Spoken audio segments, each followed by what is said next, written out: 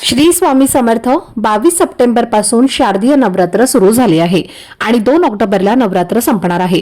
तर या 9 दिवसांमध्ये दुर्गा मातेच्या 9 रूपांची पूजा केली जाते आणि प्रत्येक दिवसाचं एक खास आध्यात्मिक महत्त्व असतं। नवरात्रीच्या पहिल्याच दिवशी आपल्या घरी घटस्थापना केली जाते आणि त्या घटात आपली कुलदेवी सूक्ष्म स्वरूपात विराजमान असते। तर हे संपूर्ण 9 दिवस देवी आपल्या घरात वास्तव्य करते आणि म्हणूनच आपण या काळात व्रत करतो, पूजा अर्चा करतो, देवीची सेवा करतो आणि मनापासून तिची उपासना करत असतो। आणि जेव्हा ही सेवा खरंच मनापासून केली जाते ना, तर तेव्हा आपली कुलदेवी आपल्याला काही खास असे शुभ संकेत देत असते। मग हे शुभ संकेत काय असतात? त्यामधल्या 3 महत्त्वाची लक्षणं अशी आहेत की जी नवरात्रीच्या काळात तुम्हाला तुमच्या घरात दिसली तर समजून जा तुमची कुलदेवी तुमच्यावर नक्कीच प्रसन्न आहे। तर या 3 लक्षणांबद्दल किंवा शुभ संकेतांबद्दल सविस्तर माहिती मी एका खास व्हिडिओमध्ये तुमच्यासोबत शेअर केलेली आहे।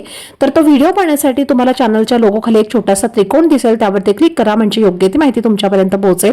धन्यवाद।